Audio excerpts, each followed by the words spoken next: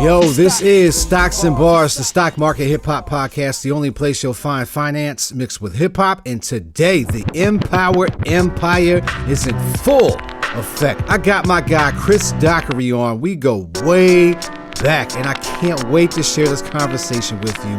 We're going to talk about his world travels, and we're going to talk about how he got started with crypto.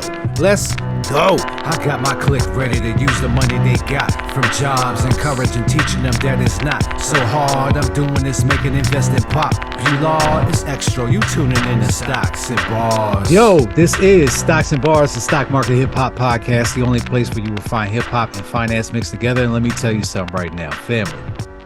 The guest I have with me today, when I tell you that we go back, we go back. This is probably my longest tenured friend that I have in my network. So I met this guy in Alaska, and this is, 15? It might have been 15 when we first met. Man, yeah. That's easily over half my life. And since then, we've kept in communication since we've moved along from bases to wherever we've been. He's been in the military, he's served, and my guy has been in crypto basically since crypto very first started. And we've had conversations back and forth about it. He was educating me about it. I never dove as deep as he did, but the reason why he's here now is because we're going to get into what we're going to talk about with this crypto. Family, let's go ahead and welcome my guy, Chris Dockery. What's up with you, man?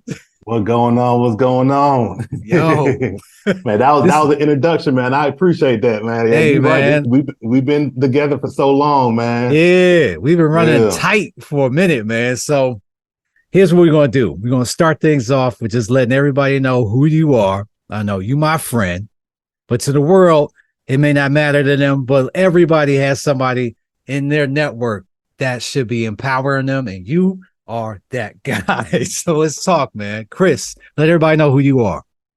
Yeah, like I said, man, I appreciate that. But yeah, my name's Chris Dockery, man. Those in my neighborhood, they call me Crook. Never liked that nickname growing up, but they always call me Crook. They be like, damn, are you a thief? Nah, I ain't no thief. You know, it's funny because in high school, I always used to get crooks in my neck. So my homeboys, they call me Crook. So that's how I got the name. Yeah, man. But Chris, Crook, whatever you want to call me, Slick Crook. You can find me on IG under Slick Crook. I'm the only Slick Crook out there. Man, just like X-tro said, man, we went back 14, 15 years old. Yeah, growing up in the military. Yeah, growing up in the military family. So I lived on, different military bases growing up. And landed in Alaska, and we connected, and we've been cool ever since. But graduated high school in Atlanta, man. I traveled around, but my home base always been Atlanta, Georgia, all through Georgia. Ended up graduating high school in the year 2000. You know what I'm saying? Telling my age, I'm an 80s baby, so you already know what time it is. This is what it is, man. You ain't showing the grades as much as I got over here. I got them girls though. You know what I'm saying? I ain't gonna lie, they coming out on me and my beard a little bit, but I'm embracing it though. I like the salt and pepper. Yeah. I'm with it, man, because I earned my stripes. So I need everybody to know I've been through a war, and you better not ever question where I come from. yeah, you're right about that, man. We didn't put in the work, we didn't got the education, we done made our mistakes, learned from mistakes, you know what I'm saying, and prevailed, and we're standing tall today. So I'm here, we here. Yeah, man. Yeah. It's so many stories we could share, man. We'll say that for another podcast. Yeah, so like I said, so I've lived all over the place, man. But we ended up, after my pops retired from the military, we ended up retiring in Atlanta, Georgia. Yeah. So I ended up graduating high school in Atlanta, Georgia, and everything, as you know. And what I represent is Ellenwood, Georgia, East Side Atlanta, Zone 6, Boulder Crest Road. You know what time it is. Holler at your boy, Slick Crook. Yeah, so that's my neighborhood, man. And growing up around there, it was great friends, people hustling and doing what they got to do to survive. Going down there to school, once I looked up with my friends down there in the high schools and everything was cool. A lot of my homeboys were rappers back in the day. You know what I'm saying? I'm a hip hop head. Days, yeah. Yeah. I'm a hip hop head, man. So when I got to Ellenwood, you know what I'm saying, Atlanta, Georgia, I linked up with my homeboys and we had we still do, got an entertainment company, Confetti Entertainment. But I was never a rapper. I know X-tro, you be getting down with the bars and everything. Yeah, I was never a rapper. You know, I try from time to time. I get in on the freestyle, but I'm not a rapper. But I'm a video guy. I always been an arts guy, visual guy, and I got into cameras, ended up going to school for video production, graduated from school and everything out of Atlanta, Georgia as well, with my film degree. I got a bachelor's degree in fine arts, specializing in video audio production. That's what's ended up. Ended up graduating from school, and I was doing a lot of music videos for a lot of the dudes around my neighborhood and a lot of the guys that I rolled with. So so you know, that's me. So interesting. You told me before about your world travels. I've seen them, you know, but what's the most interesting place that you've been to so far on this planet? Yeah, so I move around a lot too. You know, I'm a world traveler. As far as interesting, I would say, oh man, it's been so many. But as far as interesting, I would most definitely say, I'm not gonna lie to you, this might be kind of cliche, but this place is really interesting once you go. Okay. So the most interesting place that I've been to is Amsterdam, Netherlands. Amsterdam, okay. Yeah, and the reason why it's so interesting is because they're kind of they allow certain stuff. They allow like the weed smoking. They allow they have like the sex museum, which there's only 2 Marilyn Monroe wax museums in the world, and one of them is at the one in the Netherlands in Amsterdam. So they got the sex museum, which is very interesting. I know we kind of going a little R-rated, but we're going to take it there. You asked what the interesting is. It's very interesting. So sex museum, man, the weed and hash museum is out there. They got the Heineken brewery. You got the red light district where you can literally walk down the street and see all different types of women in the windows, enticing men to come inside. So that, and it's not really, they're not really boasting it to where that's what they're all about. I mean, it's just their culture, you know what I'm saying? Yeah. Even if you don't partake or engage or any of that stuff, like a lot of people just walk down because you can't help it. You're walking down the street and it's just right there around you. So as you're walking, you're just it's just interesting just to see. You just walk right by it and just go and do your own thing. You know, so that's very interesting. I'm huge into museums. I like all different types of museums and stuff. And they have the the Van Gogh Museum out there in Amsterdam, which is pretty cool. I'm just a museum guy, you know what I'm saying? I like to see history coming up like it's a legit. My favorite subject in high school was history. So so that's just always been me. But as far as interesting, I would most definitely say Amsterdam. Netherlands.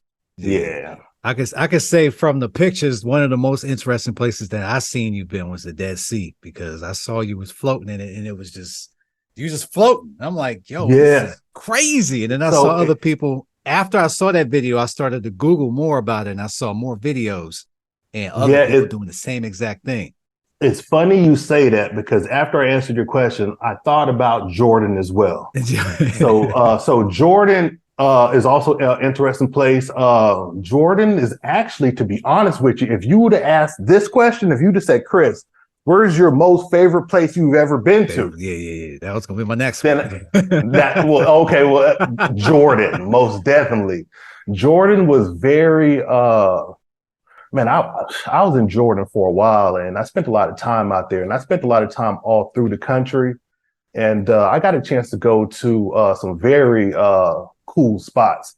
I've been to the landmark of Jesus Christ's baptismal location. Okay. Which is in Bethany, Jordan. Now, you know, Israel and Jordan, they kind of go back and forth on where exactly was Jesus Christ baptized. But I did go to the location, West Bank, located on the Jordanian side. Okay. And that was very interesting. You know what I'm saying? I like to pray, you know what I'm saying? I keep my faith. Yeah. Yeah, so when I've been there a few times, and to be honest with you, I work not far from there. Sometimes I would go there like on Sundays, and just for relaxation, just to pray. I'm not gonna lie, it was that relaxing, and I was that close to it, so I had to do it. Yeah. So that was a cool spot. The Dead Sea, most definitely, man. Dead Sea is cool. It's good for, I don't know, if the viewers know, but like the mud from the Dead Sea, or first off, the Dead Sea is actually the lowest point on Earth. I didn't know that. Even if you look it up on Google Maps and you go to Jordan, you find the Dead Sea. It will be on Google Maps. It'll say the lowest point on Earth. So it's the lowest point on Earth. There's nothing living in the water. No fish, no insects, reptiles. Nothing lives in the water. And when I went there, I said, man, look, I weigh 250 pounds. I know when I get in this water, I'm going to sink to the ground. There's no way the salt is going to be able to make me float. I got there. They explained everything to me. I got into the water and they explained to you, they say, make sure you don't, try to swim, because if the water splashes you on your eyes, it's so much of salt content is going to sting. And once it stings and you start to overreact, you're just going to be splashing and you're just going to be over and done with. So there was like, just go in the water and just lay back and just relax. So got in the water, got in the salt, and man, as soon as you get to the water, the salt content actually picks your body up. It controls your body. That's wild. And you're actually floating. I was like, oh man, this is crazy. So you go in the water and then you rub the salt all over your body. You get out the water, then they put the mud on you. Once they put the mud on you, then you just so you sit around and chit chat with whoever's out there at the beach and everything, and you let the mud dry. About 30 minutes later, you go back in the water. You take the salt and you wash all the mud off your skin, and then you finally get out. And I'm not gonna lie to you, man, it makes your skin so smooth.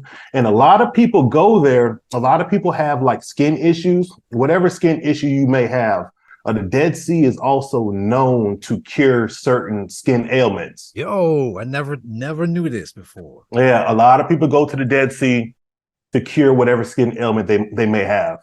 So it's like good for and stuff like that. Yeah, yep, eczema and all and stuff like that. Yep. Mm-hmm. Yo, yeah, that's a first right there, man. Yeah, never heard that. And whether you visit the Dead Sea, there's two different sides. You got the Jordanian side and the Israeli side. So if you're in Israel, you can get to the Dead Sea. If you're in Jordan, you can get to the Dead Sea. So okay, yep. Yeah. Also, also in Jordan, there's another spot. I'm gonna tell you about this last spot. Yeah. There's a spot called Wadi Rum. And this spot is an interesting spot too. It's the Red Sand Desert, and it's where a lot of the movies go. A lot of the outer space movies, they go to this certain location to film their outer space scenes and locations, like the movie The Martian, Indiana Jones. Okay. And if Star Trek. And there's a few other outer space movies. I can't think of them off the top of my head, but they go to Wadi Rum in order to film certain scenes that depicts like outer space. And I'm not gonna lie to you, D. It's once you go out there, it looks like you're riding outer space. It's cool. It's cool. Yeah. Is it because it's naturally like that, or they set it up like that so they keep coming back to film it? It's the red sand, and then it's how the mountains are set. It's just the desert. Red sand. That's automatically Star Trek right there. I'm saying. Yeah, and the way the mountains are, it's not like the mountains that you're thinking about, like in the United States, like the rolling mountains type of deal. They're like plateaued mountains. Once you see them, you're going to be like, "What? I've never seen mountains like that." That's the only location I've ever seen mountains that look like that. Okay. Yeah. But it looks just like Mars. Yeah, and then they have these. If you stayed at night, they have these. They call them Martian domes. It's like a little tent type teepee type of deal, but it's really nice. It's nice if you take your wife there. Women will like this. Okay. You go there, and when you sleep, I can't really explain it, but they have like a mount or a window that looks like right at like the sunrise, and like as the sun rises and sets, it's just so beautiful. You know what I'm saying? It's just the way they got them set up, but they call them Martian domes. Yeah. Everybody Yeah. got somebody in their circle that's probably like Chris right now. They just don't even know. So I need everybody to tap in with the people they know right now. Start asking them questions. Yo, where you been in the world? Because you probably ain't got your stamps like Chris do on the passport, but you got somebody at least who been out of the country. Guarantee Yeah. it. And speaking Definitely of get out the traveling, country. man, I believe you probably got into crypto or at least into investing because I remember you telling me that there was somebody when you were stationed over there that you first started messing with penny stocks and then you started to build from there. So let everybody know how you started investing. Yeah, so just to let you know, so I wasn't actually in the military, but I'm a civilian contractor. So what a civilian contractor does is, or what I do as a civilian contractor, I'm an IT guy. I'm in the IT. I'm a computer guy, IT, networking, router switches, setting them up, Okay. installing access control devices, CCTV cameras. I do all that type of stuff, and I do it for the military. And at that time, I was doing it for the military in war zones.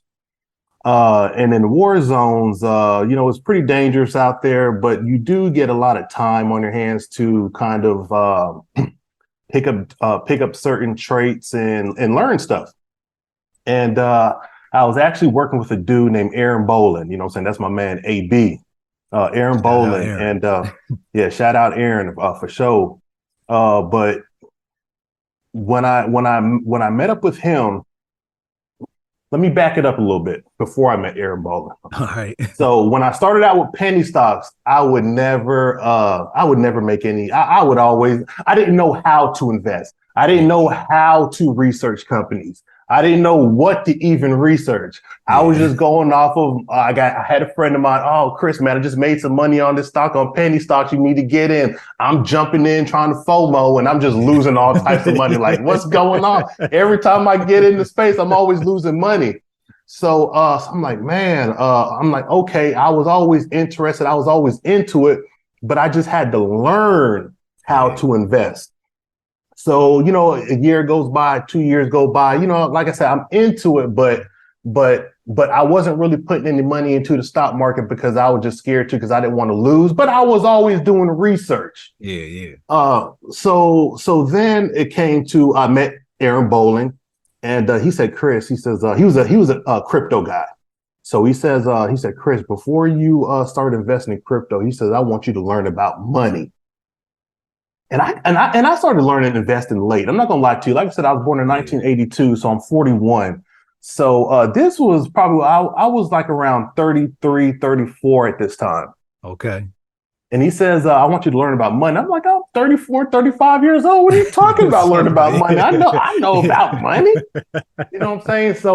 So he put me onto some videos to watch on YouTube, and I learned about money, learned about inflation. I learned about the gold standard. Yeah. I started learning about what is fiat currency. I just started to learn, and I started learning how banks make money off of your money. I Yep. didn't know any of this stuff. This is stuff that they don't teach us. Yeah. Yeah, I didn't know any of this stuff. So once I started to learn, I said, oh, okay. And I really got interested. And like I said, I was in the war zones, and you have a lot of time in war zones. So I had a lot of time to research, and I had a lot of time to do certain stuff. So at this point, he kind of pointed me in the right direction. He pointed me into a certain coin, which is you always see me talking about it on Instagram. It's XRP, Ripple XRP. Yeah. That was the very first coin that I invested in as far as on the crypto side. So he pointed me, Aaron Bolin was an XRP guy. So he kind of gave me the alley-oop. Yeah. So I got into I got into investing in XRP, and then I got into researching, you know what I'm saying? Knowing who's the CEO, knowing who's running the company, knowing how much money they have coming in yearly, quarterly, knowing what the coin does. You know what I'm saying? A lot of these different coins and different assets, a lot of people don't know, but they have certain functions within their ecosystem. So I started learning everything. And I would have never thought I would have been that dude waking up, looking at charts and looking at crypto companies. I would have never thought that would have been me. The same here, man. Yeah, but I'm not gonna lie to you. It became me, and I love it. It's cool. It's like Yeah. it's a swag. You know what I'm saying? Yeah. This is me. Yeah. So I kind of got into it, and so I started getting into Ripple XRP and investing in the coin and learning the use factors of the coin and everything, and then I started there. Then I started to kind of venture off into different coins, and I just kind of went from there. And but the main thing for me was because like I said at the beginning, I was losing money, but the main thing for me was once I got the education, once I kind of got pushed into the right direction, once I started receiving the knowledge that that I needed to get, it kind of just took off from there, man. And to this day, man, I love investing in the stock market and coins. You know what I'm saying? So that's what I like to do. But I'm still learning, and the thing about it is I'm still learning too, man. It's not like I'm not gonna sit here and act like I know everything about crypto or I know everything about the stock market. I know this, I know that, because every day is something new, but I'm always learning and I like to learn, you know what I'm saying? And I like this space. Yeah, I'm with you because I've been doing this for almost 20 years, and every time when somebody asks me about it and they call me like a pro or something like that, that's cool. I can't boast about that. What I will tell everybody is I'm always learning. I don't never consider myself like a super pro in this because there's always something that I can learn to be better about it. I feel comfortable with trading. Yeah. That's what I could tell anybody. Like I can be like, okay, I can pull a trigger a lot faster than what I used to be able to. Yeah. But am I a pro? That's debatable, I know how to do it, and I can show you how to do it and feel comfortable being able to do that. And that's as far as I take it. So you mentioned that you started with XRP and then you started to get into other coins. So what other coins did you eventually start to invest in? Yeah, for sure, man. Most definitely Stellar Lumens, which is ticker symbol is XLM. I like Stellar. I like a lot of different coins. I like Stellar. I scored big on Ethereum, a few years back. Ethereum was a coin that I this is a funny story. With Ethereum, at the beginning part, when I first got into crypto, I lost a lot of money. I FOMO'd in. When Ethereum first went to $1,300, I learned from this. Ethereum first went to $1,300. The very first time it broke $1,000, which I think was 2000 and it might have been 2018. And once it hit $1,300, I bought in. Not knowing. I ended up buying in and I lost all my damn money. It went from 1,300. Crypto's very volatile, you know what I'm saying? So it went from 1,300 and maybe like 6 months later, it's sitting at like $180. Yeah. So fast forward years later, when I'm getting back into crypto and I'm with Aaron Bolin and I'm learning how to invest. And I said, I never forgot that mistake. I said, let me see where Ethereum is right now. And at that point, Ethereum was at like $500, but it was going down because it was during COVID when it was a little run during COVID, but then it started to go down. So Ethereum had went down to like $220. And when it got to $220, I said, I know it's going to go back up. And I timed it right. So that was saying you learn from your mistakes. So I ended up getting in Ethereum at that point at $200. And I wish I would have got more, but I had got a nice little bag. And man, I ain't gonna lie to you, I cashed out at 4,400. You know what I'm saying? So so that was my big lick. That was the move that made me like, I'm in it to win it. I'm in it, and I'm going to stay in it, and I'm going to continue to do my research, and I'm going to continue to learn like the characteristics of the different coins. I'm going to learn how to read these charts, and I'm going to make smart investments because sometimes bad investment you want to try to make smart investments. You know what I'm saying? So man. A lot of people do that same strategy where somebody else tells them something and then they follow it. And then, like you said, you end up losing money because you don't know what you're doing. You just following behind somebody. And that's cool. I want everybody to know that's totally fine. That's part of the process. This is not any different.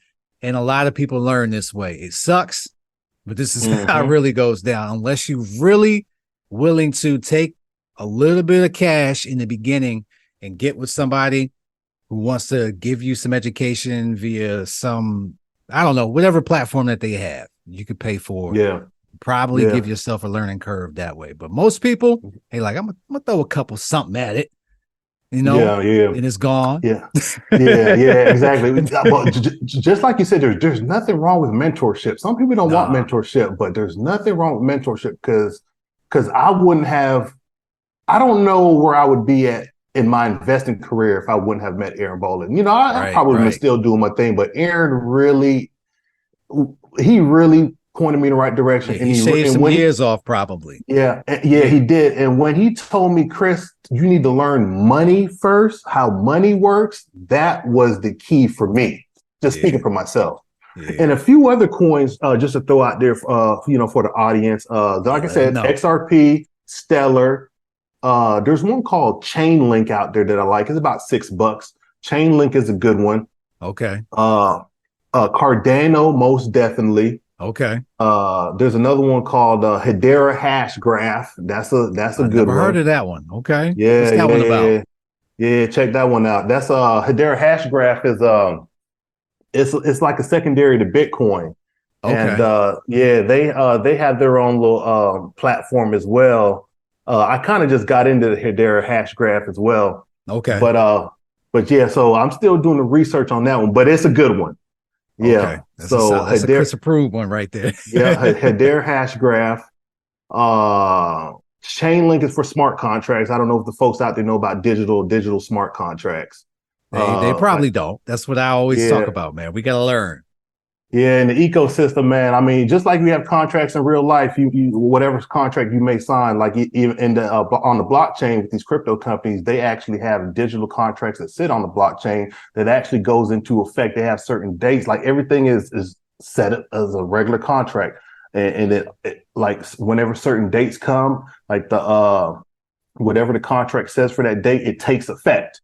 You know what I'm saying? It's a regular contract just in the crypto blockchain, the digital form of a contract. So Chainlink, that's what they specialize in, is digital contracts. XRP is a money transfer protocol. Like they transfer like large amounts of money. Like the United States is moving $1 billion to South Korea. They might use the SWIFT system, but XRP it's kind of similar to SWIFT. Okay.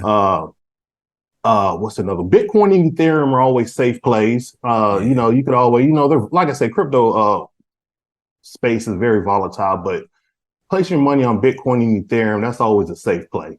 What else we got? And it all depends on what you're into. Like some folks are into NFTs, you know what I'm saying? Some folks is into like the metaverse. You got metaverse coins, you got AI coins, you got NFT coins. It's so big.